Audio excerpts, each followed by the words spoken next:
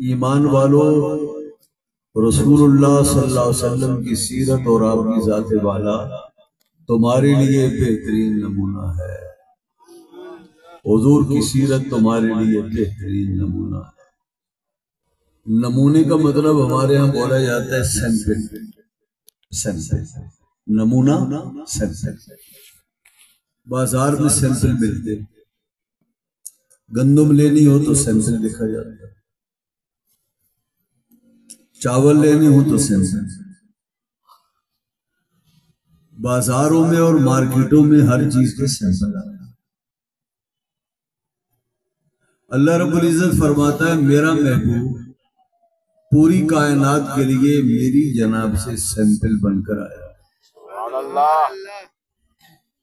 یہ نمونہ سیمپل کیا ہوتا ہے، کس لیے ہوتا ہے، توجہ سے سنیے۔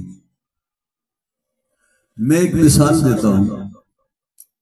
آج دنیا میں خاص طور پاکستان میں اس وقت جس چیز کی سب سے بڑی مارکیٹ ہے وہ موبائل ہے۔ ہر بڑے چھوٹے مڈل کلاس کے آدمی کے پاس، گھر میں کام کرنے والی ماسیوں کے پاس، ریڑھی چلانے والے مزدور کے پاس آپ کو موبائل ملے گا۔ جھونپڑی میں رہیں گے لیکن موبائل ہوگا، اور کوشش ہوگی کہ ٹچ موبائل۔ ایک کمپنی ہے موبائل بنانے والی، انہوں نے اپنے انجینئروں سے، اپنی کمپنی کے بہترین لوگوں سے،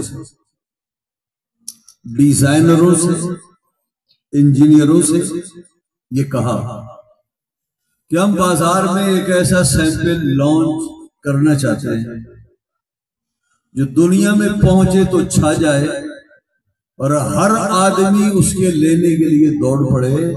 اس میں سسٹم ایسا ہونا چاہیے کہ دنیا لینے پر مجبور ہو جائے۔ پھر کمپنی کا باس یہ کہتا ہے، اس کا مالک یہ کہتا ہے کمپنی کا، اگر ہمارا یہ سیمپل ہو گیا کامیاب تو یاد رکھنا میری کمپنی کی نیک نامی تمہاری نیک نامی اور تمہارے لیے باعث انعام ہوگا، اور اگر یہ سیمپل ہو گیا تو پھر تمہیں کوئی پوچھنے والا نہیں، بیڑا غرق میرا ہوگا، کمپنی میری جو ہے وہ بدنام ہوگی۔ اس لیے تم نے اپنی ساری توانائیاں اس سیمپل کے بنانے میں لگانی ہے، کوئی جھول کوئی خامی اس سیٹ میں باقی نہ رہے۔ اس کمپنی کے اہلکاروں نے، اس کے انجینئروں نے، ڈیزائن سازوں نے، کام کرنے والے ہنرمندوں نے اپنی ساری توانائیاں خرچ کر کے ایک بہترین سیمپل بازار میں لانچ کیا۔ وہ اتنا اچھا تھا کہ ہاتھوں ہاتھ بک گیا، لوگوں کی مانگ بڑھ گئی، قدر و قیمت کمپنی کی بڑھ گئی۔ اللہ رب العزت ارشاد فرماتا ہے، لوگوں، اے زمین پر رہنے والوں، میں اپنا محبوب تم میں بھیج رہا ہوں، اور میرے کارخانے قدرت سے عظیم شہکار سیمپل ہے جو میں بھیج رہا ہوں۔ تو اللہ نے اپنے محبوب کو سیمپل اور نمونہ کرا، اور ہر کمپنی یہ کہتی ہے کہ میرا نمونہ اور سیمپل جب مارکیٹ میں لانچ ہو اس میں عیب نام کی کوئی چیز نہ ہو، ہر طرح کی خوبیاں ہی خوبیاں ہوں، جس زاویے سے دیکھا جائے اس مال میں، اس چیز میں حسن خوبی جمال نظر آئے۔ اب اللہ رب العزت جس ہستی کو بھیجنے کے بعد فرما رہا ہے یہ میرا نمونہ ہے، تو اس کے معنی یہ ہے کہ اے لوگوں دیکھ لو، اللہ رب العزت جس ہستی کو بھیج رہا ہے اس پر نمونے کا اطلاق کر کے یہ بتا رہا ہے کہ نمونہ بنانے والی کمپنیاں کوئی خامی نہیں چھوڑتی. تو جسے اللہ رب العزت نمونہ کہہ کر دنیا میں بھیج رہا ہے، اس ہستی میں خامی نام کی کوئی چیز نہیں. ہر جمال و حسن میں نے ان کے دامن سے وابستہ کر دیا. اے لوگوں، اگر ان کے حسن کی جمال کی تعریف ہوگی، یہ تعریف در حقیقت بنانے والے کی کہلائے گی.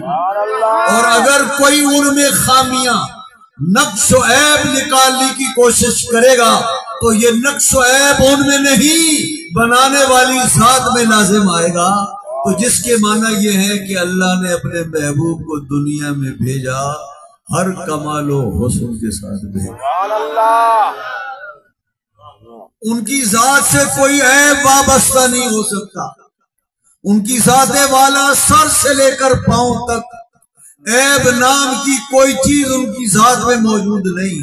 اور دنیا کا ہر حسن اور کمال ان کے دامن کریم سے وابستہ ہے. اور دنیا میں جس اہل کمال کو کمال ملا ان کے دست کرم سے ملا. گویا قرآن کریم یہ سیمپل کہہ کر یہ بتا رہا ہے، لوگوں میرا محبوب ہر طرح کے حسن سے مالا مال ہے، حسن ظاہری سے بھی اور حسن باطنی سے بھی. سبحان اللہ. میرا محبوب حسن ظاہر میں بھی سب سے اعلیٰ ہے، اور میرا محبوب حسن باطن میں بھی لاجواب و باکمال ہے. سبحان اللہ. توجہ ہے؟ سبحان اللہ. توجہ ہے بھائی؟ اب میں پوچھتا ہوں آپ سے، حضور نبی پاک صلی اللہ علیہ وسلم، میں نے بھی خلاصہ کیا کہ قرآن گویا یہ بتاتا ہے نہ ان کی سیرت میں کوئی خامی ہے نہ ان کی صورت میں کوئی خامی. سبحان اللہ. ان کی سیرت بھی لاجواب ہے اور ان کی صورت بھی باکمال. سیرت کی خوبیاں کیا ہوتی ہیں؟ توجہ کریں گے تو میں کچھ سمجھا پاؤں گا. سبحان اللہ. حضور کی سیرت کا کیا کمال ہے، حضور کی سیرت کا کیا حسن. ایک حسن نہیں، ان کی سیرت سے وابستہ ان کے ذات والا میں ہزاروں کمالات وابستہ. میں صرف سیرت کا ایک حسن ہے. ہر آدمی کی سیرت ہے، میری بھی سیرت ہے، آپ کی بھی سیرت ہے. ہر استاد کی، بچے کی، ماں باپ کی سیرت ہے. ہر سیاستدان کی سیرت ہے، ہر بڑے چھوٹے کی سیرت ہے. لیکن ہر ایک کی سیرت اچھی نہیں ہے. ہمارا معاشرہ اس وقت چاروں طرف جب ہم دیکھتے ہیں ان میں خامی ہے. کیا خامی ہے؟ ہمارے کئی چہرے ہیں، سمجھ رہے ہیں؟ ہمارے کئی چہرے ہیں. آپ کے سامنے میرا اور چہرہ ہے، میرے گھر میں میرا اور چہرہ ہے، میرے شہر میں میرا اور چہرہ ہے. بزنس مین ہے، بازار میں اس کا اور چہرہ ہے، بیوی بچوں کے سامنے اس کا اور چہرہ ہے. سیاستدان ووٹروں کے سامنے اس کا الگ چہرہ ہے، قومی اسمبلی میں اس کا الگ چہرہ ہے، نوکروں، گھر والوں، بچوں کے سامنے اس کا الگ چہرہ ہے. پیر صاحب مریدوں کے سامنے ان کا اور چہرہ، بیوی بچوں کے سامنے اور چہرہ. دنیا کا ہر آدمی اس کے کئی چہرے ہیں. تو بتائیے جس کے کئی چہرے ہوں گی کمال کی بات ہے یا خامی کی بات ہے؟ خامی کی بات ہے نا بھائیو. کیا سمجھ رہے ہیں آپ؟ آدمی کا چہرہ اللہ نے ایک بنایا یا کئی بنایا؟ ایک بنایا. تو جس کا ایک چہرہ ہوگا وہ باکمال ہوگا، اور جس کے جتنے چہرے زیادہ ہوں گے اتنی منافقت زیادہ ہوگی.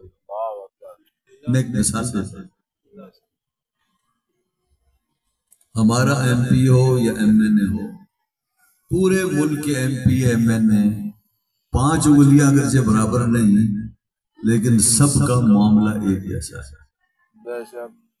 آپ کا ایم پی ایم این اے جب ووٹ مانگنے آتا ہے تو مریض کی عادت بھی ہوتی ہے، فاتح خانی بھی ہوتی ہے، غریبوں کو پیسے بھی دیے جاتے ہیں، یتیم بچوں کے بوسے بھی لیے جاتے ہیں اور گلے سے لگایا بھی جاتا ہے، وعدے بھی کیے جاتے ہیں، اور پھر 5 سال تک چپ کر کے بیٹھے ہیں۔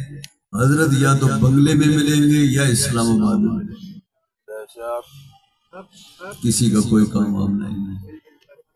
تو بتائیے ووٹروں کے سامنے چہرہ اور تھا اور ووٹ لینے کے بعد چہرہ اور ہوا یا نہیں ہوا؟ ہوا نا۔ اب ڈر رہے M P M L A سے، ہاں پورے ملک کا یہی حال ہے۔